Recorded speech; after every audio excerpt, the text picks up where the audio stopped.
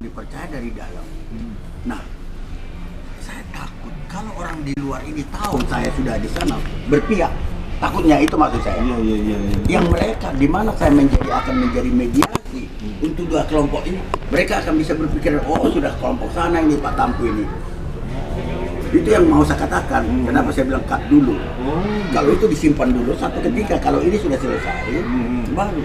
Jadi adalah satu orang misalnya saja Norman Hadinegoro. Itu yang dipercaya oleh Presiden Jokowi. Oleh Presiden Jokowi ini langsung untuk bisa, karena Presiden Jokowi mengatakan baru akan ditangani dan dibantu untuk mengapakan ini kalau kekeluarga keraton itu sudah sudah satu. Jadi ada jatuh. Ada kalau keraton itu sudah menyatu, barulah presiden akan apa. Nah, itu dari Norman, di luar. Si Norman ini berkolaborasi dengan luar, dengan yang tidak ke dalam keraton yang ada sekarang. Karena Norman ini terlalu eksplosif, terlalu vulgar, dilihat dari dalam, mereka sudah curiga. Oh, ini berpihak ke sana ini, sehingga Norman itu tidak mampu lagi berbuat sesuatu untuk menyatukan ini. Nah, sementara saya di luar tidak diketahui siapa, dan Norman justru mengajak saya. Saya akan mengajak Pak Tampu kepada ada 13 orang itu di luar. Kakak beradik sebetulnya biasa lah di mana di kampung kita juga kan ada berkelahi kadang-kadang untuk suatu siapa pewaris segala macam itu. Nah, kayak gitulah kejadiannya sah-sah saja. Makanya saya kemarin saya minta masih diskusi saya salah seorang kanjeng. Saya katakan begini aja lah, saya bilang sudahlah bahwa persoalan nanti bisa kita selesaikan. Yang penting ada perhatian pemerintah dulu merehabilitasi daripada sangat sedih. Saya akan melihat kemarin itu sangat sedih kondisi daripada keraton ini sekarang sudah rusak semua ini. Sudah ada gambar dan perencanaan yang bagus, sudah ada, tapi Presiden selesaikan dulu pertikaian antara ke dalam, barulah akan dicairkan. Inilah kondisi sekarang.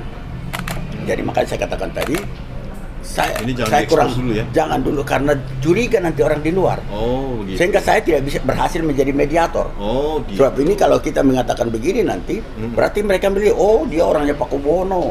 Padahal saya justru sebetulnya lebih kuat daripada orang di luar karena saya langsung orangnya Pak Kubono. Dan permaisuri. Saya itu terus terang aja berhubungan langsung. Kalau orang lain misalnya berhubungan dengan orang lain untuk bisa ke Keraton Solo, kalau saya langsung. Saya hari ini bisa saya telepon, saya datang sana, akan saya adalah orang yang bisa keluar masuk keraton sekarang dengan saya, privilege saya. Nah, dan itulah, sedangkan dari keluarga tadi itu nggak bisa, itu misalnya bedanya. Gitu ya. Nah, jadi si Norman pun mengatakan sama saya begitu, Pak Tampu, jangan terlalu terbuka dulu lah, karena saya pengalaman, gara-gara saya terbuka, saya menjadi tidak dipercaya ke dalam. Pernah orang bilang begitu, saya jadinya tidak dipercaya ke dalam, sehingga ketika dia mau mediasi ke dalam, mereka udah curiga. Wah, ini berpihak ke sana ini. Padahal kalau yang namanya mediator itu harus berpihak tapi demi persatuan. Harus berpihak dulu tapi demi persatuan. Tetapi dasar kita kadang-kadang berpikir sudah dari negative thinking Nah, itulah yang posisi saya sekarang itu. Karena saya semoga berhasil saya. Nanti tanggal 2 saya akan ke Solo. Saya akan bertemu dengan orang. Saya katakan tadi hari Uras Nasional, hari Batik Nasional. Saya sudah baru langsung dari Ratu minta sama saya. Kalau saya kan kalau enggak panggilnya sekarang bukan Tampu Bono lagi, Kanjeng langsung. Kanjeng harus hadir gini ya. Saya kemarin sudah jawab, saya akan hadir. Itulah contoh-contoh bagaimana mendapatkan silaturahmi, komunikasi yang selalu intens. Itu aja sederhana. Itu udah lama ya? Iya, sudah lama. Ketika saya dulu DPR, bolak-balik ke sana. Periode kali 20 tahun. Sekarang juga jadi, lebih dari 20 tahun. Jadi intens lah kita itu. Tapi lebih intens 3 tahun terakhir ini. Oke. Jadi saya senang ini wawancara ini. Cuma apanya rilisnya jangan sekarang dulu. Oh, ya, oke. Karena saya masih memegang Ada kepentingan yang harus dipercaya dijaga gitu ya. yang lebih besar. Ya. Lebih besar dalam konteks memediasi ini. Ini yang kita mau menyelesaikan, kalau bisa kita mau menyelesaikan ini sebelum Jokowi turun tahun 2024. Ya, Itu target pasti saya. ya. Iya kan? Ya, tahun pasti. 2024 supaya karena kebetulan bagaimanapun Jokowi itu orang Solo. Iya. Dia punya dong, malu dia Ya. tidak bisa memperbaiki keraton Solo. Betul. Agak beda sekarang posisi keraton Solo, padahal ini sebetulnya sama dengan Kesultanan Jogja, Iya. sama sebetulnya dengan Kesultanan Jogja, tetapi boleh bilang kalau Kesultanan Jogja sejahtera, Iya. karena bisa dia gubernur. Iya. Bisa dia pemimpin daerahnya, Iya. karena dia merangkap jadi gubernur, Iya. bisa juga jadi sultan, Iya. ya apapun boleh dia perbuat. Tapi Solo enggak, Murni murni Sudah dia harus hidup kerajaannya daripada. hidup. Nah, Jadi padahal kalau keraton Solo itu sebetulnya kita berhasil merehabilitasi, ini menjadi objek wisata yang sangat iya, luar biasa. betul, iya. Nah, dan keraton Solo pun sudah sebetulnya dengan kerajaan-kerajaan di luar Indonesia seperti Thailand, seperti Jepang, seperti Inggris, ada hubungannya. Mereka pun mau membantu kalau sekiranya di sini damai-damai dan pemerintah akan semua mensupport. Iya. Sebetulnya yang diinginkan oleh Presiden Jokowi adalah hanya itu aja. Bersatulah dulu, baru apa. Nah, apa yang mau target saya misalnya, saya ke Solo misalnya tanggal 2 nanti. Saya akan mudah-mudahan 13 orang yang di luar. Itu sebetulnya kakak beradik semua dengan Pakuwono, adiknya ini, walaupun seperti kita ketahui mereka di sana kan kadang-kadang ada istrinya dari permaisuri, ada istri di situ Iya, kan. iya, iya, iya. Nah seperti sekarang, ketika satu suro kebetulan, bukan satu suro, ketika tanggal bulan Maret kemarin, 16 tahun penganugerahan daripada pengangkatan daripada Pakubono, 13. ya di situ diangkatlah anaknya jadi pewaris dari istrinya yang sekarang, kan begitu, diangkat pewaris anaknya dari, tetapi karena ada istri yang lain itu menjadi diprotes. Oh. Mereka mau mengatakan tidak boleh dong semena-mena apa. Nah, ada sedikit masalah besarnya. Pakubuwono sekarang kebetulan dalam keadaan sakit berat. Ya. Pakubuwono sekarang dari Peru, sehingga kalau kita in touch, susah, saya sendiri nggak pernah bisa langsung. Makanya saya selalu melalui permaisuri. Kita tidak bisa karena dia tidak berbicara juga. Sorry, maaf, ini agak gagap karena ada penyakit apalah, apa istilahnya? Stroke. Stroke. Nah, jadi karena penyakit itu dia nggak bisa berkutik. Nah, sehingga adik-adiknya itu, itu bisa saja memang adik-adiknya itu melihat istrinya ini inilah yang dominan mengatur Pakubono ini. Iya. Ini yang diprotes oleh mereka, yang di luar. Iya. Kenapa? Nah, ada sedikit masalah. Dia bukan keturunan daripada itu masalahnya. Kok keturunan orang biasa menjadi Bukan artinya kan bangsawan, ya bukan persis. bangsawan dia. Kan Pakubono itu dan raja-raja itu kan yang namanya selirnya bisa 3, bisa 4, bisa 5, bisa tak terbatas juga. Nah, ini selir-selirnya keberatan. Jadi mereka yang ingin dari luar itu, bagaimana Pakubono mengangkat sendiri menjadi pewarisnya tanpa kami ikut dirunding. Ini yang 13 di luar. 13 di luar ini ada semacam, kalau kita orang Batak mengatakan ada itonya, ada adiknya, Iya. ada macam-macam adik-adiknya. Adik daripada dia misalnya Pakubono 13, mungkin dari Pakubono 9, Pakubono 10, Pakubono sepupunya ya? sepupu istilahnya dari keturunan Pakubono yang lain. Mereka menginginkan sebetulnya ada prosedur pengangkatan ahli waris. Tidak boleh begitu. Jadi mereka menduga bahwa ini adalah tindakan, kasihan saya kebetulan dekat dengan istrinya ini, permaisuri yang sekarang. Kasihan saya dibully oleh yang di luar itu. Kau itu orang biasa, kau bisa jadi berkuasa. Kalau saya lihat apa di tape-nya itu saya dikasihkan, kamu orang biasa kok bisa mau menguasai keraton, katanya. Secara kebetulan mereka maunya itu mestilah mau keturunan Pakubuwono 8 kah jadi istri dari Pakubuwono 13 atau yang lain. Padahal justru ini ada orang biasa dari luar. Istrinya yang sekarang yang Gusti apa namanya? Gusti namanya itu. Gusti Ayu. Gusti Ayu ini. Ini sekarang itu istrinya itu yang menjadi memang karena memang bisa saja karena faktor kebetulan suaminya sakit, ya kita jujur aja, tolong tanda tangani ini anak kita ini jadi pewaris. Bisa saja. Ya, bisa jadi. Dan ada alasannya Pakubuwono 13 juga. Karena dialah yang merawat saya. Ya memang dia yang dekat. Kan begitu sekarang. Iya. Karena dia yang dekat dan ada anaknya di situ, dia paling dekat.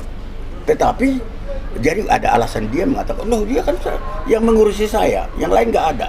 Nah, walaupun orang lain tidak mau terima, tetap harus melalui prosedur. Kalau pengangkatan seorang pewaris harus melalui rapat. Nah, di sini salah satu. Nah, sekarang apa yang sedang saya kerjakan? Saya mewakilkan mereka. Sudahlah, pertikaian itu bisa tetap ada, tetapi pada saat tertentu coba kita bikin kebersamaan dulu.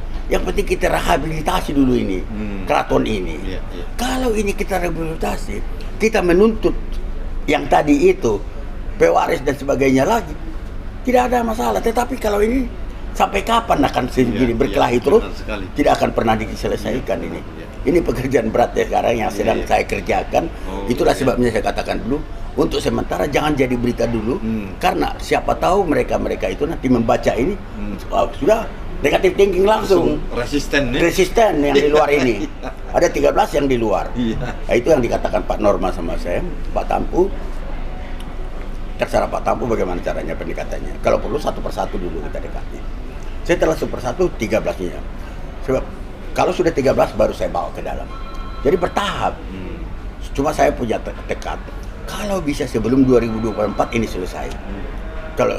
Kalau lewat itu ganti presiden, belum tentu sama dengan Jokowi yang notabene kampungnya dari Solo. Itu maksud saya. Itu yang kita kejar waktu ini sebenarnya. Nah, si Norman ini bagus sudah tetapi dia selalu kelihatan berpihak terhadap Pakubuwono, bisa dicurigai, nggak bisa bicara, putus. Saya lah satu-satunya dari dalam, yang terus terang aja, yang satu-satunya dipercaya dari dalam saya. Itu kelebihan saya dalam konteks ini. Nah, semoga kalau saya berhasil dengan meyakinkan yang 12-13, entah bagaimana, saya bilang sama si Norman, Pak Norman, saya bilang sama dia, with all cost, saya bilang sama dia, with all cost. Ya artinya apa yang saya maksud dengan what all cost? Kalau perlu saya biayai lah mereka ke Jakarta, saya biayai ke sini, karena kita harus bolak-balik ke Solo, ya kan? Saya bilang sama si Norman, siap bang, kata si Norman sama saya. Kebetulan saya di organisasi adik saya, nah, siap bang, pokoknya Bang Tampu lah yang bisa menyelesaikan ini sekarang. Kalau tidak, saya nggak tahu lagi bagaimana harus. Nah, itu. Jadi intinya saya mau persoalan kekeluargaan itu dan semua warisan sudahlah kita akan selesaikan di belakang. Tetapi kita minta tuntut dulu campur tangan pemerintah untuk merehabilitasi daripada keraton ini dulu sekarang ini, sehingga mempunyai barang yang bernilai. Mau bertengkar ke siapa yang menjadi, saya bilang begini, kalau perlu kita bikin yayasan. Saya bilang sempat saya ketika di yayasan saya dibilang saya ketua jangan, saya wakil ketua boleh, karena saya tidak mau menonjol sebagai orang bukan Jawa, saya bilang. Nah, kalau perlu Norman yang jadi ketua yayasan atau yang lain dari keraton, atau perlu Muldoko juga ikut campur di sini. Muldoko ikut. Nah, kalau perlu Mbak Muldoko atau siapa, saya bilang jangan saya lah ketua yayasan. Sebab melalui yayasan ini kan tidak ada organisasinya yang menangani ini, nggak ada. Jadi saya melihat bentuk yayasan lah yang bisa, yang bisa nanti untuk menangani ini. Kalau kita bentuk yayasan di situ dan itu menyatukan semua orang luar dan orang dalam. Di situ kelihatan. Saya melihat ada namanya Gusti Mung, itu yang di luar yang agak keras sekarang. Gusti Mung ya. Gusti Mung. Nah, Coba kalau perlu saya bilang dialah ketua yayasan, saya wakil ketua nggak apa-apa. Kita siap saja, saya bilang. Gusti Mung ini sekarang ya agak keras. Itu semacam itonya. Dia pernah anggota DPR RI. Iya, iya, iya. Kalau pernah dengar. Iya, iya. Nah, itu dia apa? Kemudian adiknya itu namanya Tejo Wulan. Tejo Wulan ini yang adiknya Pak Kubono. Iya. Nah, dia juga kepingin jadi sebetulnya pewaris. Iya. Tahu-tahu anaknya sudah diangkat sekarang. Nah, jadi gitu aja. Itu yang masalahnya bukan apa-apa. Saya senang ini kalau diekspos, Iya. tidak apa-apa. Cuma Secara momentumnya kondisi sementara belum, ini, belum. Momentumnya belum saatnya Iya, mungkin. iya. Nah, Karena ada case iya, gitu ya. iya, nanti sambil berkomunikasi lah. Saya tanggal 2 ke Solo. Saya akan ketemu entah beberapa orang yang ada di sana nanti untuk mencoba mengadakan suatu apa. Saya kira gitu aja. Oke, Oke. iya. Asal sudah mengerti lah itu. Iya, iya, iya. Oke. Nanti kita lanjut lah. Malah ada. Simpan aja dulu itu. Ya, disimpan dulu. Simpan dulu. Satu ketika kalau sudah clear Iya. baru kita jadikan berita, itu maksud saya. Oke. Perlu juga sih. Iya, Pak. Nanti kau bikin itu yang peta foto saya.